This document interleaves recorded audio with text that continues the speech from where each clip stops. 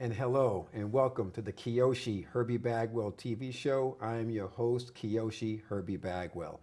I want to say first, Happy New Year to everybody here at SEC TV and everybody online that's watching, and of course, the social media folks that are watching. Happy New Year and God bless you.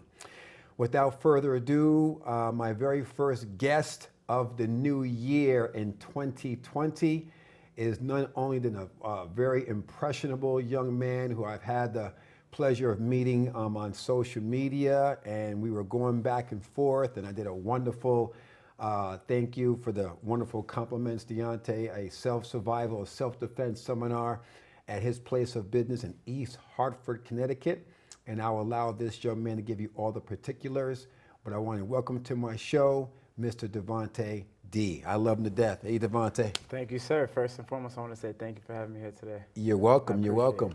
I'm so impressed by this young man, everybody. I'm so impressed by him because he's just 24 years old. 24 años to my Butter Pecan Ricans who call me Poppy. I love you guys.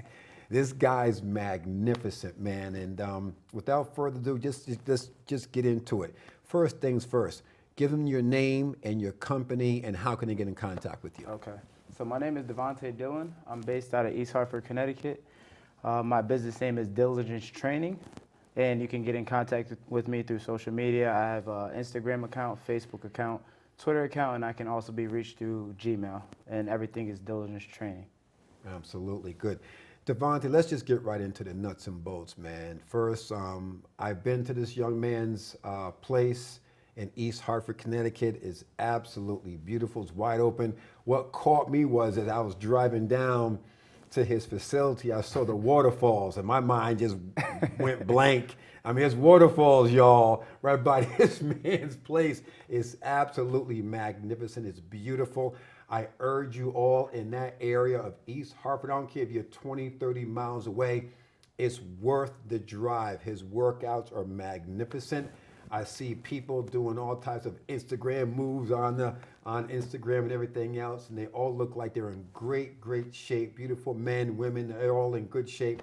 So I urge you all within a 20, 30 mile radius, he's worth the trip. Devontè, tell me about yourself and your upbringing. So about myself and my upbringing. So as I said, I'm from Windsor, Connecticut. I was born and raised there. I'm the youngest of 5. Wow. Through Yeah. through there, my upbringings. So I was more so like the humble child. Through my upbringings, through like sports and everything. I started playing football at a young age. Mm-hmm. That kind of built my mentality and my morals. And from there, being an athlete, that kind of progressed me into going on to college. I was the first one in my family to get a 4-year degree and go to college. So through my years of high school sports, I was an all-state athlete. From there, I received offers and scholarships from different colleges. Awesome. That's what kind of helped me get to the next level. And through that, it just opened up plenty of opportunities. And through those opportunities, I went on 4 years at American International College in Springfield. AIC, yep. AIC. Yep. Through there, I was able to obtain my master's degree. Yep. And through obtaining my master's degree, that's how I formulated my business that I have right now. Outstanding. Yes, sir. We got this young black man here who's educated, smart, has his own business. Whew, geez Louise, at 24, that's another show we won't discuss when I was 24 years old. Right. But at the end of the day, I'm impressed. I was impressed by just looking at his social media. I was impressed by how you handle yourself. Yes, sir. Your maturity is far beyond your years. I love it. Diligence training. If you are diligent in seeking God, He will give you the desires of His heart. I'm not going to start preaching. Yeah, I'll explain that. I'll burn it up right now. But why fitness, and what brought you to this point? So why fitness? So I see it like this. So with my athletic career, like I had the dream of going professional with football. And once like that dream came to an end, I kind of saw it as like, what's next? So I kind of got into a space and a zone where I just saw myself working out, continuously because that's all I knew. And from me working out continuously, that's when I saw like my family members, they kind of started attracting to what I was doing on my free time. And before you know it, like my mom, she just kept waking up with me at 5:30 every morning. So I'm like, my mom's waking up at 5:30 in the morning. I'm seeing that this is bringing her happiness. Right. I'm already doing what I love. And you know what I mean? She's losing weight. As I said, she's happy. So I started to find like happiness in fitness. And through me starting with just my mother, like that started with other family members and family friends. And then from there, like I slowly started to formulate a clientele base. And then like, I really saw that like I found genuine and pure happiness, like through other people's happiness. So like I was able to like project my positive energy onto others. And I just thought that like fitness was my calling, like God, that's the purpose that God had on my life. Amen. Amen. To be so young and to know your purpose, that's the key right now. And one thing that you did not say, I listened with my background in law enforcement and everything else. People, you got to you got to find out what your gift is. You can only find out your gift through prayer. That's the only way you can find out what your gift is. And then when you find out your gift, you find out what your purpose is. And then you have to be passionate about pursuing your gift and, of course, your purpose. Don't pursue your passion. My passion could be the best bartender in the world, and I can't mix drinks. I don't drink anyway. But at the end of the day, you have to find out what your gift is. So very well said, Devontè, very well said. Now, the name Dilligence Training, when I look at that, I'm thinking Dilligence, wow, that's so different. So how did you get to that point, Dilligence Training? So Dilligence Training, so that originated through my last name originally, so Devontè Dillion. So the D-I-L-L, that's what I started the business name with. And then just the word diligent. So when you think of diligent, you think of someone, they're very particular about their craft. Right. You know, they take things very serious, one step at a time. And when I think of like the fitness industry and my business, I take my clients serious. I take it one step at a time. Like I don't just jump them into doing advanced exercise. Like we take it one step at a time, and that's how we're gonna get to our end goal. Amen. So Devontè Dillion, projecting positive energy into diligent, and that's how Dilligence Training like formulated. Right. Come on, I saw the last name Dillion.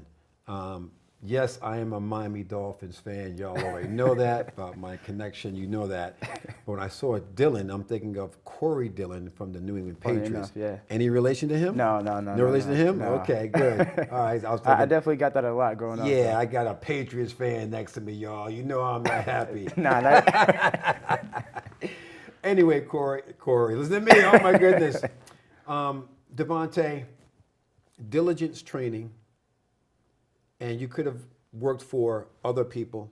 You could have worked in other businesses, other avocations. Why open your own business? Okay, that's a great question. So prior to opening my own business, I was working at Olive Garden, I was working at Home Depot, and I was working at a catering business. And ultimately, I just saw it as like I was just clocking in just to get a check. You know what I mean? I didn't find my purpose. Like every time I woke up, I was like, oh, I have to go to work. You know what I mean? Like I'm dragging myself to go to work, and like I'm clocking in for someone and like fulfilling their dreams. Amen. So I just saw it as this, like with the education that I was obtaining through school. Like at that time when I was working those jobs, I was in school. So like I'm continuously learning. And I'm like, why put in all these hours for someone when I could just trust my own dreams and go for it? You know what I mean? So in the process of me taking that leap of faith, praying and just allowing God to like guide my decision, like I saw it as like, I'm putting in 64 hours for another job, and I'm putting in, say I put in 80 for myself, and I'm more happy and genuine, although I'm working more. Right. You know what I mean? I So know, yes. that's really like what sparked my interest to like really, choir, bro. yeah, that's really my reason, like what sparked my interest to start my own business. Well, I can tell you one thing. There are so many things on social media. Right now, Devontè, the 45 and under generation, you guys have more information available to you Yeah. now more than any other time in history combined. I agree. And so therefore, if you're born broke, you can't help that. But if you die broke, that's your fault. Absolutely. 100%. There are so many individuals now who will end up in spending, say, 35 to 45 to almost 55 hours a week for somebody else, and they come home and they do nothing for themselves. And there's a lot of rap stars. I won't say his name, but there's one rap star who has a wonderful video, and we'll watch it after our show. But he does talk about that people are willing to just settle. Right. And so therefore the question comes, well, how much is your job paying you for you to forget your dreams? That's deep. Because I was asking a parent that the other day at my karate school, and that parent started crying. Right. I won't say male or female, but I was asking that parent, how much is your job paying you for you to forget your dreams? And that parent just lost it. And So true. And so I can remember being in law enforcement for about almost 16 years. I Yeah. retired early. And I remember I was sitting there bored, making well over 100 grand a year, Yeah. bored. And God said, okay, we got to get this person up out of here because he needs to do this and he's doing that. So why should I move? It was comfortable. Right. Okay. So, Complacent. amen. So when you were in that comfort state, you know, as they say that God can rattle the nest, God rattled something in you. So, which brings me to my next question. What challenges are you facing or finding as an entrepreneur? So challenges I'm finding and facing as an entrepreneur is like realizing that if I don't do the job or if I don't mandate certain tasks, like it won't get done. You know what I mean? So like now, because I'm like the head honcho, I'm the CEO and founder, like I can't rely on someone to necessarily like even as simple as like wake me up in the morning. Like I have to get the job done. Right. So that's just like one of the bottom like challenges that I'm facing at the moment. Also, I could say just like staying organized, staying on top of things, making sure like things are getting done in an efficient way at that. Because like in this industry, especially fitness, like everything has its how can I say, like peak period, so to say. So like right now in the fitness industry, you know, everyone wants to sign up for gyms. So it's best that I have like the proper equipment, everything is up to date, or I have the right trainers in my gym. So just everything that way that when the clientele comes and follows, like I'm prepared for it. Right. Now, do you have other trainers? Do you have like payroll? What do you have there? So I have 2 other trainers. So like the way that I go about my business model, I have my trainers, they come in, they have their own clientele base. So they have like their own business within the business. So like a sublease to you. Right. I got it. Yep. I got you. Okay. Now, do you have like private lessons or one-on-ones? So- or do you just have like say 5:30 in the morning training and people just come as they go? How's that work? So I have personal training, and then I have semi-private, and then I have group training. So my 2 group training classes are 5:30 a.m. and 7 p.m. And then in between those times, I'll have either personal training one-on-one or semi-private with like 3 or 4 people 3 or 4 within people. it. Yeah. Good. So you're able to meet your monthly bills and everything else. Absolutely. Because that place that he has people is I think is ideal. I was there this past weekend, and I was supposed to leave at a certain time, and I didn't leave at a certain time. I was late getting back to my karate school, which my people were there waiting for me, okay, because I'm the brand that they want, which is my next question to you. But the place was such energetic. They're so full of energy and fire that was putting wind in my sails that I was like, oh, I got to get back to Milford, Connecticut. So I got back on time and all was well. It was a phenomenal afternoon, but I ended up going to bed that night at 7 o'clock. I was wiped out. I realized I'm 54 and not 24. But Devontè, that's another thing too. You are now building your brand. Yeah, and absolutely. you have to protect that brand from all other. I'm talking family, I'm talking friends, I'm talking if you have a significant other, you got to protect that brand like it's the air that you breathe. Absolutely. Ethics, morals, you have positive consequences. Right. You have to make sure that your brand is dead right tight. Right. Outside events, people throwing this and throwing that. What outside events have you done so far? So with my most recent event, having you as a special guest, our self-defense class. So a lot of the events that I have within my business, I like to keep it something that's of relevance. Yes. So with the self-defense class, like I'd say 75% of my clientele right now are female. So I figure with this ongoing issue of sex trafficking and, you know, kidnapping, I know having a self-defense class was beneficial. I have The information on that too. all the attendees and all my clients that had that went to the event, like they were completely grateful and thankful that I ran that event. The things that you taught them, like these are things that could save someone's life. Amen. You know what I mean? So even if they're telling like a cousin, a family member, like whatever the case may be, you don't know whose life that one event saved, that 1 hour out of their day. So I know 10 seconds or less on that event, the one lady that brought her daughter. Yes. Yep. You know, little kids nowadays really have to be careful. Parents, if you're listening, do not allow your child just to walk to the bus stop by themselves. There's a lot of negativity going out there. I won't get too deep into it, but you know how to get in contact with me. But at the end of the day, walk your child to the bus stop. If your child is going to get off the bus at, say, 3:25, be there at 3:15. Sometimes these buses can get there a few minutes early, and you want to be there to get your child off the bus. I don't care if you live in what you call the pristine suburbs or not. Negativity can happen at any moment, at any time. Okay? Please remember that. Long-term goals. I know, and before you get into that, how long have you been in the business now? I've been in the business officially since May of 2019. Okay, then, so not quite a month. I mean, not quite a year, excuse me. Not quite a year. Yeah, not quite a year. So advertising, marketing, promotion is huge. I've seen him on social media. Once again, he's fantastic. He really is. I sit back and I go, wow, look at this cat going. He's going, he's moving his whatever off. And so I'm that person, and I'm sure he is too. We want to see everybody succeed. I want to see everybody soar. We can all win. Exactly. Soar like an eagle, people. Because trust me, eagles, they are intimate in the air, which is a tough act to follow. But at the end of the day, an eagle knows he ain't messing with no chicken.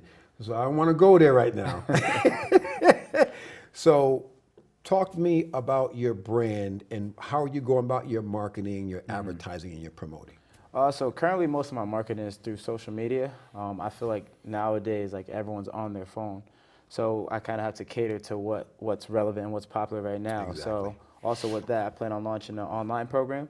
So with the online program, people will be able to download our program. If they can't physically get to my gym, they'll be able to download the program and like do workouts that my business is writing, and they have like a feel for what my style of training is like. So for the most part, like that's really like my marketing scheme at the moment. Outstanding. Now talk to me about your other trainers, and if people that are watching right now, because once this gets launched, it goes all over to YouTube, and it's going to be thousands and thousands of people. If they want to work for you, what's the criteria, education, background, etc.? So first and foremost, like I feel as though they have to have like a vision where they can, like they have to realize that it's not so much of what they bring to the table inside the gym, but it's how they carry themselves outside too. So they have to be someone that's willing to do the right thing when no one's watching. Right. You know what I mean? So like morals and principles, like that goes a long way with me. Integrity. Like if you're gonna integrity. So if you tell me like you're gonna do one thing, like that's the expectation I have, because like when it comes to clients and they're coming to you to pretty much save their lives, essentially when you think of it like that, they have to have that trust in you. So it's just the little things that I'll watch for as far as like the trainers and how they carry themselves outside. But then like, you know, the basics, they have to have credible certifications, and like just like background and history, just making sure it's a clean slate. You know, no one has like anything that's gonna come back up and put people in a predicament where they don't feel safe. Right. Fantastic. Now I know there's a lot of online stuff. Tell people how they can differentiate between online crap and what's legit, because I get that all the time. They're like, Kyoshi Bagwell, how do I know what's legit and what's not legit? How do you go about that when clients come to you with that question? So as far as like training, like how do they know if like I'm legit or like this person legit? Yes, supplements and all these shakes and everything. I'm an old school guy, but this is all about you. So so I would first and foremost say like, do they have anyone who's done these supplements or these workouts? Like if they can't pull up, you know, what am I looking for? Like proof, or you know what I mean? Like if they don't have any proof of that, then how can you believe it? If someone say like, all right, I'm gonna assure that you're going to lose 20 pounds in 3 months. Like, Right. but they can't show you a client that they've done that for. How can you believe that? Right. You know what I mean? So your resume speaks. That's how I see it. Yeah, touchdown, absolutely. Now, success. I know what success looks like to me, but what does success look like to you? Success for me ultimately just goes down to like how many people are you impacting in what you're doing. You shouldn't look at it as more of like an individual base, like, all right, I have all this money, but everyone around me is like pouting and down. Like, what's the purpose behind that? So the way that I was the way that I was raised in my upbringing is like I want to make sure those who are sitting at the table with me, we all can win. Right. You know what I mean? So like that's my definition of success. When everyone within my close circle is happy and we're all making an impact to the community and whoever else it may be, like that's my definition. Also, too, I know that a lot of people are always ask me, you know, Herbie Bagwell or Kyoshi Bagwell, how did you make it? When I was in law enforcement, very comfortable. I was in an authoritative situation where I was a supervisor, so I'm the one that's delegating responsibilities. And one thing I did find is that whatever you want, you have to jump. You have to jump. There's just no way of getting around it. Yeah. You got to take that leap of faith. You got to jump off that cliff as far as you can. And your parachute's not going to open up right away. No, it's not going to open up. You're going to tear your back on them rocks. You're going to slip and fall. You're going to scrape your knees. You're going to scrape your elbows. And that's just called life. But you can't quit. Was there ever a time, Devontè, from the time you opened up until now where you were like, oh man, what did I do? Was there ever a time? Yeah, I mean, truth be told, like that's a common thing when you're an entrepreneur. It's like, am I like, is it gonna be successful? But like, I feel like this all comes back to like, if you have the right motives, you don't even have to question it. Like, I know I'm doing it for the right reason. I'm not looking for the money. Like, I'm literally, if I can impact people, the lives of like everyone that comes to me for help, I'm happy, I'm good. I know God's gonna take care of the rest. So I don't really worry too much at the end of the day. Like, yeah, I may at a second, but then I snap right back out of it. Like, what's my motive? Like, why am I worrying about like if clients are gonna come in? Like, I just know that those who do come in, I'm gonna take care of them. Exactly.